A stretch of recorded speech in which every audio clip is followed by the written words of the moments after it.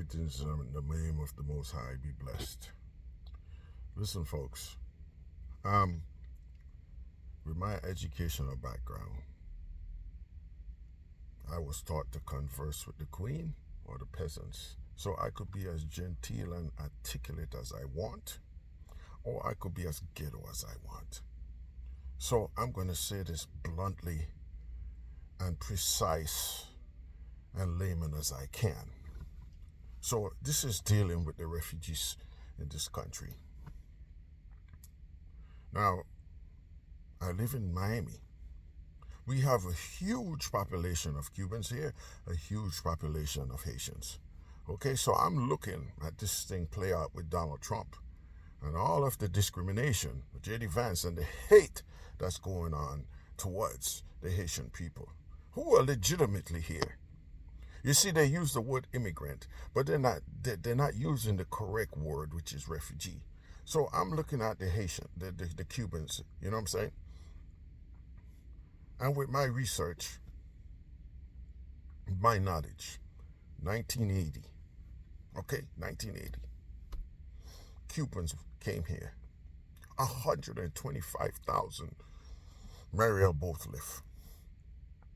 125,000. Okay? So they stopped counting at 2,000 because they didn't want it to be on the records. The State Department started asking the question about the Cubans' criminality.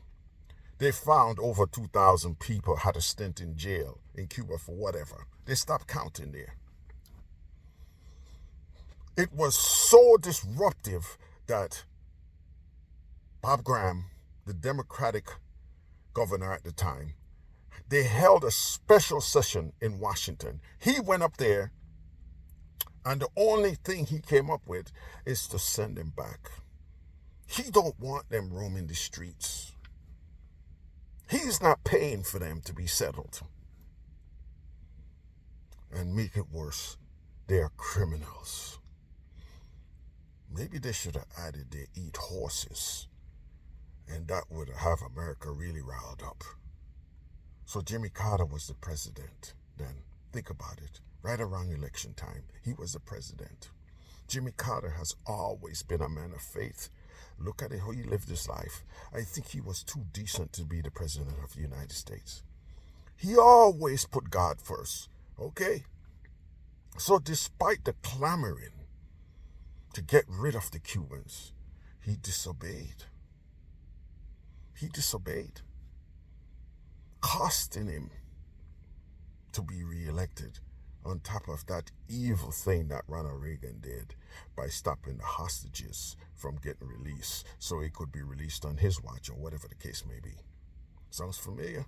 Trump called in and said, don't deal with the border stuff, border crisis or whatever they want to call it, because he wants a win. He doesn't want Biden to be a winner. Anyhow, let me tell you this. Some of the most racist people that I have encountered, they're not white Americans, they're Cubans. Okay? And the history stems all the way back before the revolution.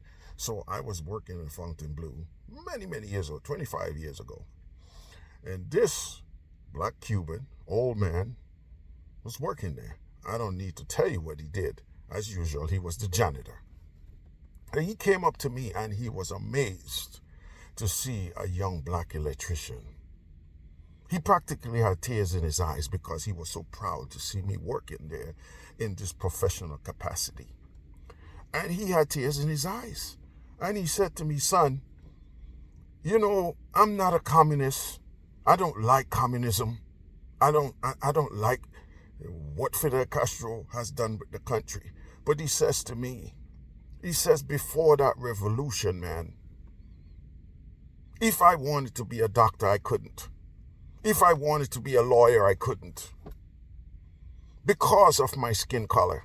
He says, after the revolution, a lot of people wouldn't say this, but because of my skin color, anything that I wanted to be, I could have. So, fast forward. Some of the most racist people in this United States here is in Florida, and it is coming from the Cuban population. And I am amazed to see that. You know why? Because 1980 is when they came, when the Mariel Boatlift was here. It's just, think about it, it wasn't even 20 years after the Civil Rights Documents were signed. It wasn't even 20 years after they killed Martin Luther King. Okay? So the groundwork was laid by the black people in this country. We were the catalysts of bringing America into a more inclusive society. Okay?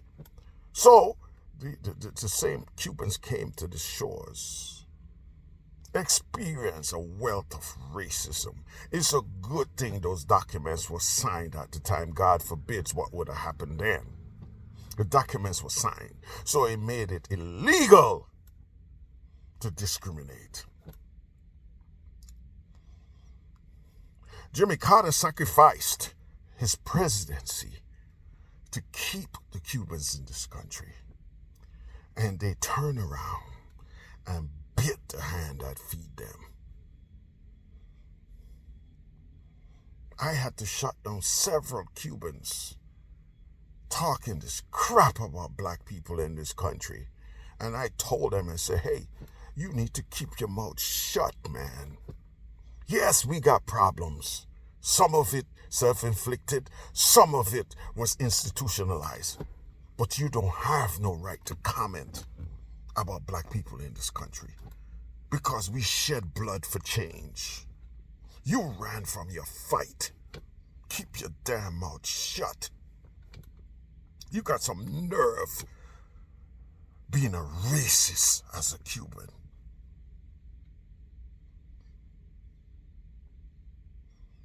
Like my Cuban buddies used to say, comiendo mierda. Coma pinga. You got some nerve latching on to this foolishness after black people have struggled, have died. Martin Luther King didn't die for black people alone. He died to bring America into compliance. He died so that you, when you landed here, Mariel Boatlifter, that you could experience a level of comfort, a level of safety. You become so safe now that you refuse to check the Hispanic box. You check the white box. You don't name your children Jose and Conchita anymore. Because you could hide, you could blend in. You ain't eating arroz con pollo no more. Because you're fully aware of discrimination. You go up north, you don't talk with an accent, or you don't speak Spanish in front of those people who you know will say, oh yeah, they're Mexicans. You're fully aware. You got some nerve doing that crap. You got some nerve. So I'm looking, right? Yeah, Bob Graham went up there. He says, send you guys back. The sentiment in the United States was the same. Sounds familiar? Oh, the immigrants are criminals. They said the same thing about you. Yet, we have some elective leaders. Marco Rubio, that freaking clown, who is from South Florida. Who is he representing when he doesn't say a damn word to Donald Trump about what he's doing to the Haitian people? Well, Rick Scott, he represents North Florida. That's expected of his silence. What about Jimenez in Congress? That freaking clown went over to Texas border with his racist Republican buddies talking about we need to stop incentivizing people coming here. He would not come to South Florida. Cuba is 90 miles away. He wouldn't come up to South Florida and says we need to stop incentivizing the Cuban refugees that wash up on the shores here. You see how disingenuous these people are and stand for nothing? So we have representation here that's supposed to be Republican. The poor Haitian people are experiencing a level of discomfort in this world. Bomb threats, all kind of threats. Lying about them eating cats and dogs. I remember a scenario here where horses was disappearing. It didn't make national news. You know, the Cuban community was eating horses here. Eating their pets. Yet we have representation here that did not defend these people. They didn't defend these people. They didn't defend them from the lies. Why is that? Is it because you guys could hide? Is it because you could check that white box and stop naming your children Jose and Maria?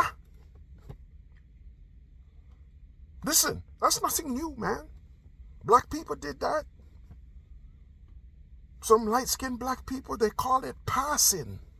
Because of the discrimination, because of the lack of opportunity, they had no choice but to pass as white. But you have a choice. You have a choice. You have a choice. This is 2024, man. This is inexcusable and unacceptable what is happening to the Cubans, to the Haitians, I should say. You're voting for a freaking racist. You're voting for a Nazi, a party of Nazis. It ain't like you don't know. Look what Claire Higgins said. You think you could be going into a city like Louisiana where Clay Higgins from and be rattling off Spanish and everything's going to be okay in Clay Higgins' neighborhood, right?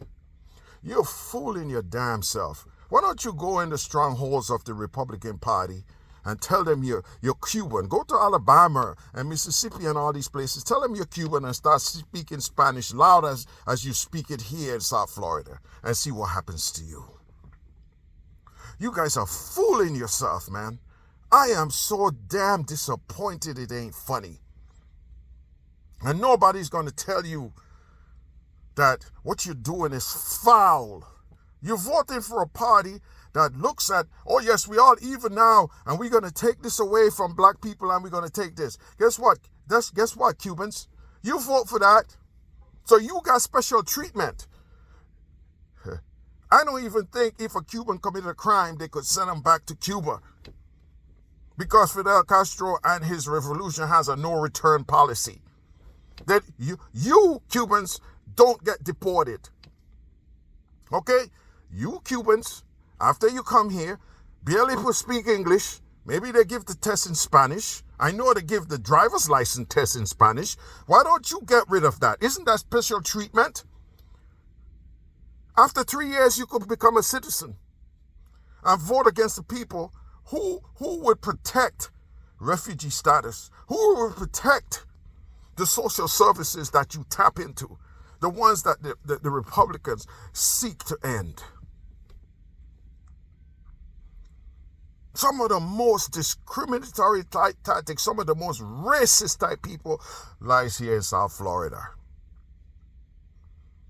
Would discriminate against black people, and you ran from your fight. Guess what? You may think your fight is over, okay? But we're fully aware that this is a non-ending fight until we as a people are being accepted. Tolerance is just what the Constitution is. You're forced to tolerate somebody.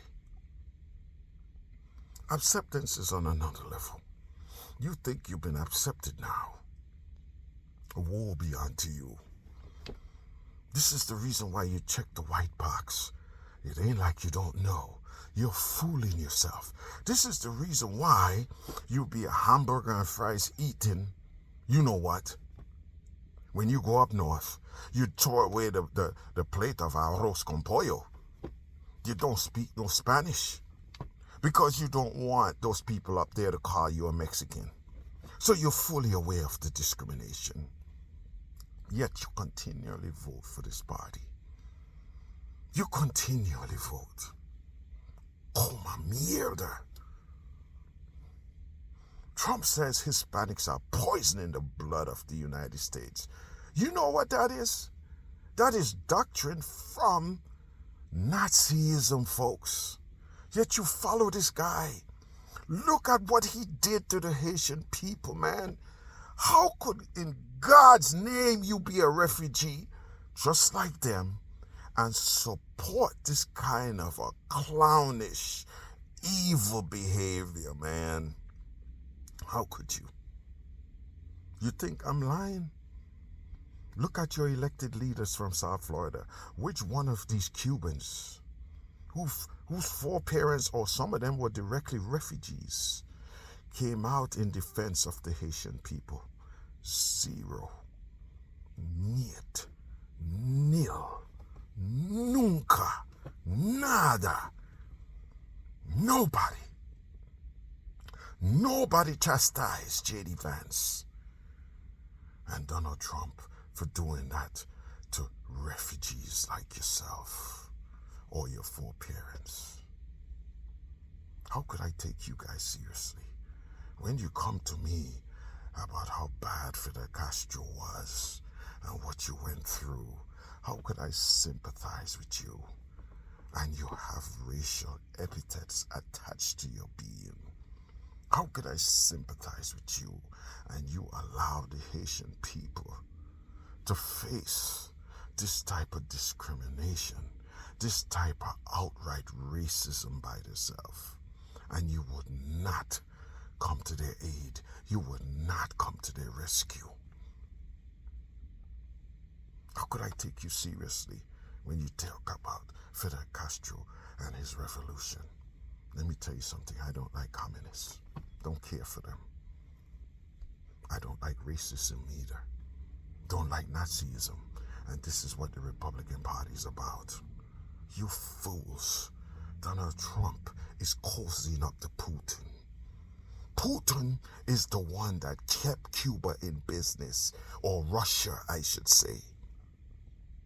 Maybe if Russia didn't prop up that revolution, Fidel Castro would have been, bones would have been white long time ago. But yet, Donald Trump is kissing Putin's ass. He can't even say who he wants to win this fight.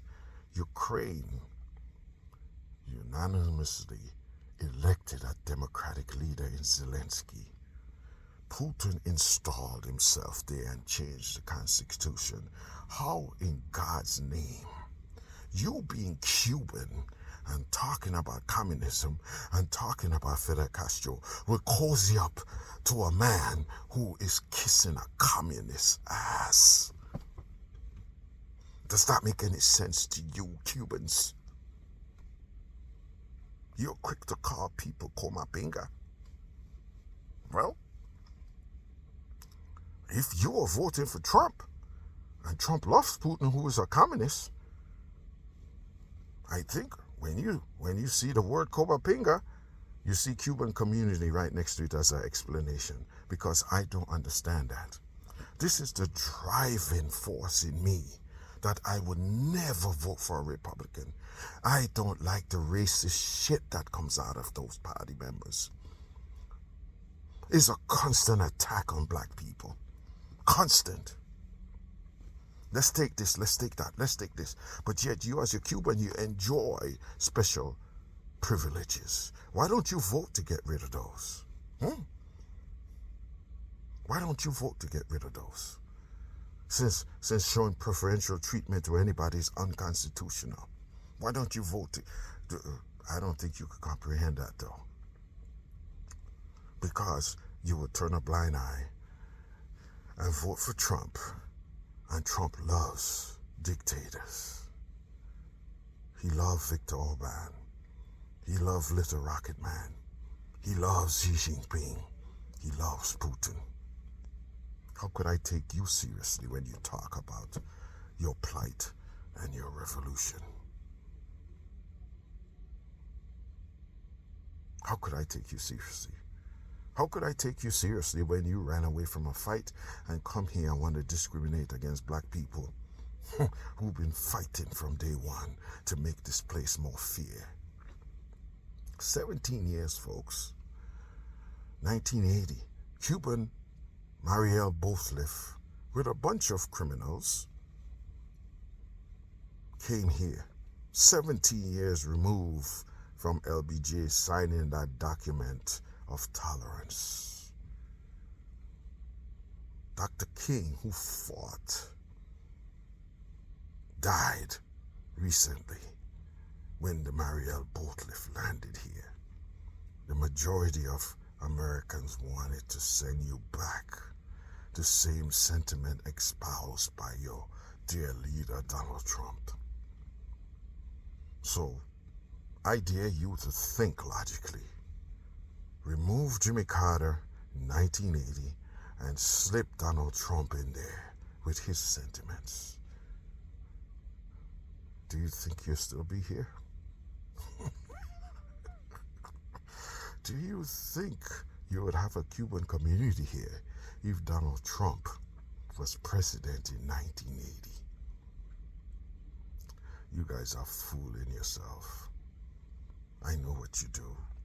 I study you. I study everybody. Because I have to know who my enemies are. I see many people on my job, they check the white box.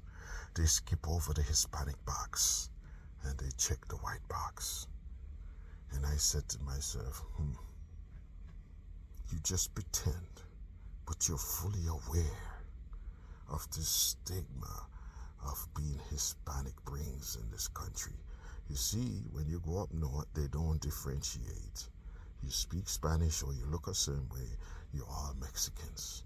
You hate that. You hate that. So why?